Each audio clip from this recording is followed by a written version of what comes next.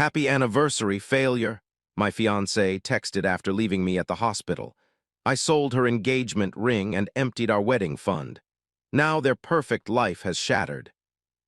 I never imagined that at 28, I'd be lying alone in a hospital bed, feeling like my entire world was dissolving into nothing. As the nurse adjusted my IV, I couldn't believe what I was seeing on my phone screen. The nurse gave me that practiced, sympathetic smile and said, "Your fiancée called, she won't be coming in today." "Won't be coming," I repeated, my voice barely above a whisper. "That's not possible. She promised she'd be here. We're getting married next month." I showed her the text message thread, but she just pressed her lips together. "I'm sorry, Mr. Collins. Sometimes people can't handle illness. Do you have anyone else we can call?" I felt my chest constrict. No warning, no real explanation, nothing. "She's known about my diagnosis for 3 weeks," I said, my voice cracking with each word. What changed overnight? The only person who had access to our wedding plans was Eliza. This recovery period, this temporary setback, was supposed to be our last hurdle.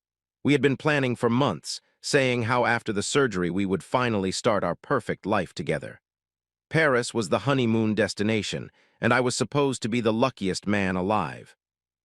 At first, when they found the tumor, I wasn't that scared. Another medical challenge didn't sound insurmountable to me, but after everything we'd overcome together, I thought this could strengthen our bond even more. She had been there for every appointment, saying this was a test of our love, that she would be my rock through treatment and recovery. But now, on the day after my surgery, she was gone, and it was clear she couldn't handle the reality. I struggled to sit up in bed and pulled out my phone, trying to reach her again. I didn't expect her parents to respond, so I went straight to Eliza. She always kept her phone close. I texted her, "Hey, the nurse says you called. Is everything okay? I really need you right now." I waited 5 minutes, 10 minutes. The machines around me beeped steadily and the antiseptic smell started to make my stomach turn. Finally, my phone buzzed. I opened the message, expecting some explanation or an apology. Instead, the message from Eliza read, "Happy anniversary, failure." For a moment, I thought it was a mistake. Maybe she'd sent it to the wrong person. But the more I stared at it, the more I realized this wasn't a mistake. It wasn't even a cruel joke. She was doing this deliberately. My heart trembling, the moment stretched impossibly long.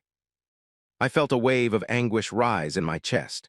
After everything I had sacrificed for her, helping with her student loans, financing her startup business, buying her a custom-designed engagement ring worth 3 months of my salary just last year, she was still abandoning me at my lowest point. I had worked through countless nights to give her the life she wanted, to be the devoted partner she claimed to need, but this was the final betrayal. I couldn't believe how callous she was, all the promises she had made about standing by me in sickness and in health, but I never thought she'd leave when those vows were truly tested. I gritted my teeth through the pain and typed a reply, "There's a surprise waiting for you when you check our accounts." My phone immediately lit up with calls from Eliza. I declined each one with bitter satisfaction. She wanted to destroy me at my weakest? Fine, I'd show her what destruction really looked like. Over the next few days, while I recovered in that sterile hospital room, I systematically dismantled every bit of our shared future. I started with the engagement ring, the $18,000 custom-designed piece I'd commissioned with stones from my grandmother's heirloom collection. She'd been showing it off all over Instagram, posting weekly photos and tagging luxury wedding accounts with hashtags about her perfect man. The ring was still legally mine until marriage, and I knew exactly who to call. My cousin Aiden worked at an exclusive jewelry boutique and had connections with private collectors. One call to him from my hospital bed and the arrangement was made. He offered to handle everything discreetly, even sending someone to retrieve the ring from our apartment while Eliza was at her daily yoga class. I made sure they took the matching wedding band I'd already purchased, the one with the inscription she hadn't seen yet. Let her come home to an empty jewelry box. Every memory crashed against me, fragments of what we were, what we could have been. Next came our wedding fund, our supposed future together. I'd been watching her make withdrawals for months, $700 for wedding research, that somehow always involved spa treatments, $1,200 for venue visits that coincided with girls' weekends, $3,000 for catering tastings that never seemed to include me. She'd taken advantage of my trust for the last time. Using my phone and a digital signature, I transferred every cent, all 62,476.33 of it, into my personal account. The bank representative questioned the timing, but I explained I was making changes to my financial arrangements due to unexpected life events. My hands shook, barely holding together, the weight of unspoken truths pressing down, suffocating. But I wasn't done yet. I logged into all our shared accounts, the honeymoon registry, the wedding website, the photographer's portal, and canceled everything. I'd set up autopay on my credit card for the venue deposit too, so I canceled that payment. Let her explain to her dream venue why the check bounced. Physical sensations became my language, a racing pulse, breath catching, chest tightening. The body remembers what words cannot. I even called her parents, who had always treated me like a son, and removed myself as a co-host for the rehearsal dinner. For years, I'd been the one they relied on to manage Eliza's expectations and calm her bridezilla moments. Not anymore. Let them handle their daughter's rage alone. My only response to her increasingly desperate messages was a single text, "Happy anniversary, failure." Then I blocked her number. What I didn't expect was how quickly word would spread through our friend group. My best friend Ryan reached out that evening, worried because he'd heard I was refusing visitors at the hospital. When I told him the truth about being abandoned after major surgery and Eliza's cruel message, his reaction stunned me. He was livid on my behalf. "She did what?" he had texted, followed by a flurry of shocked messages from our mutual friends. Apparently, Eliza had crafted quite a narrative about why she wasn't at the hospital. Now everyone knew the truth, and the support I received was overwhelming. Was this healing, or just another form of breaking? When I was discharged a week later, Eliza brought reinforcements, her sister, both parents, and 2 bridesmaids, probably thinking their presence would intimidate me into submission. They showed up at my apartment looking self-righteous and determined.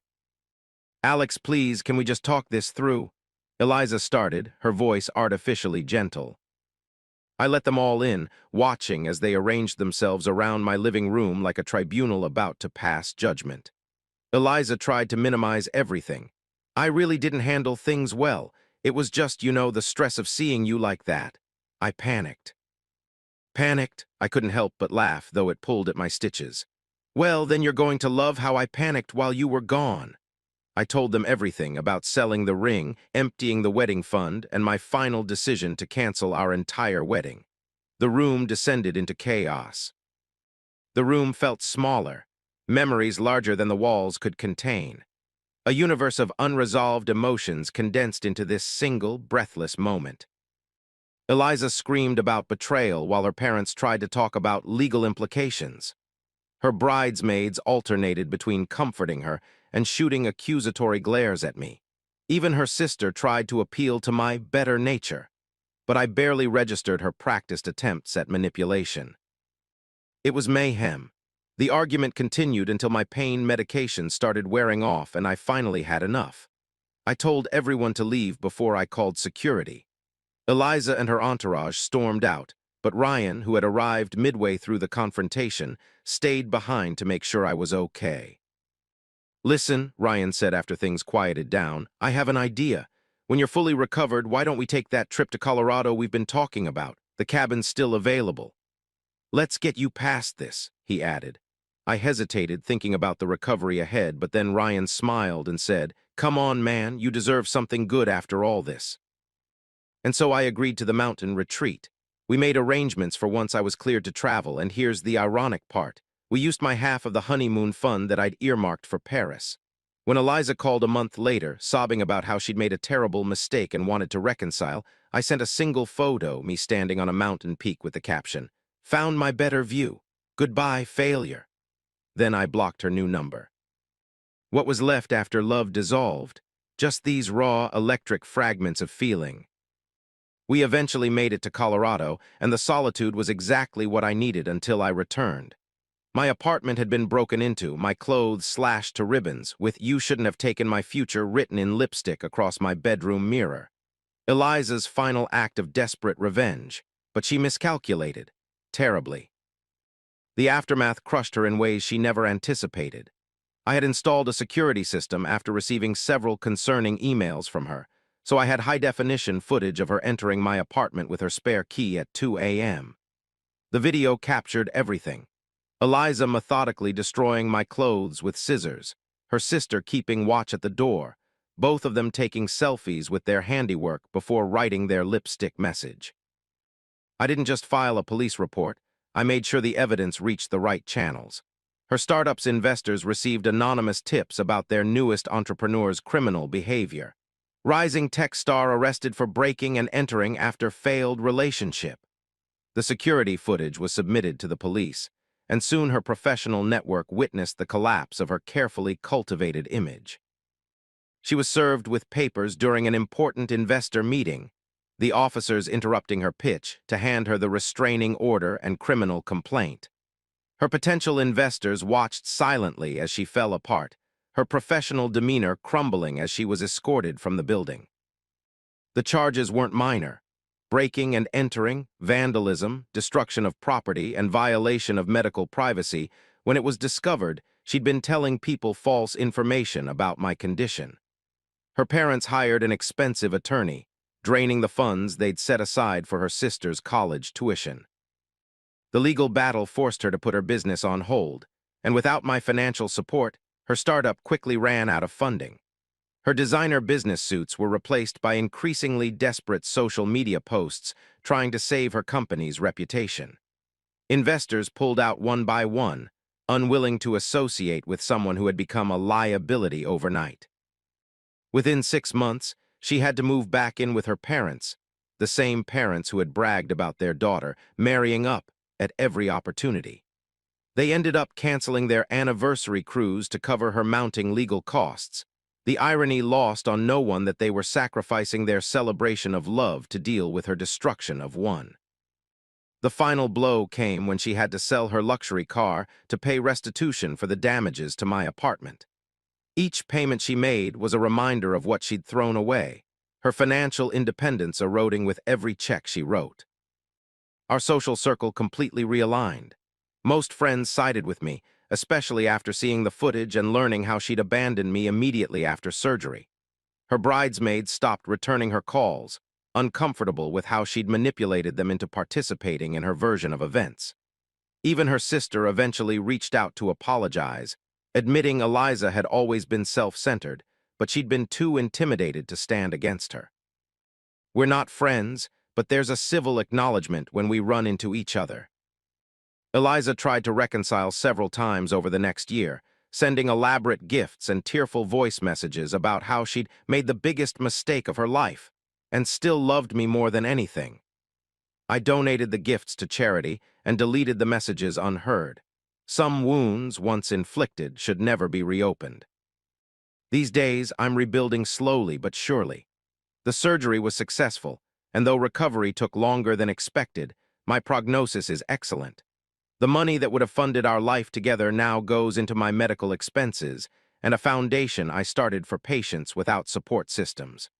I've built a chosen family of friends and supportive colleagues who understand that loyalty isn't conditional on convenience. Sometimes Eliza still tries to reach out through mutual connections, usually when she's had too much to drink or her latest relationship has failed. I always send the same response through intermediaries.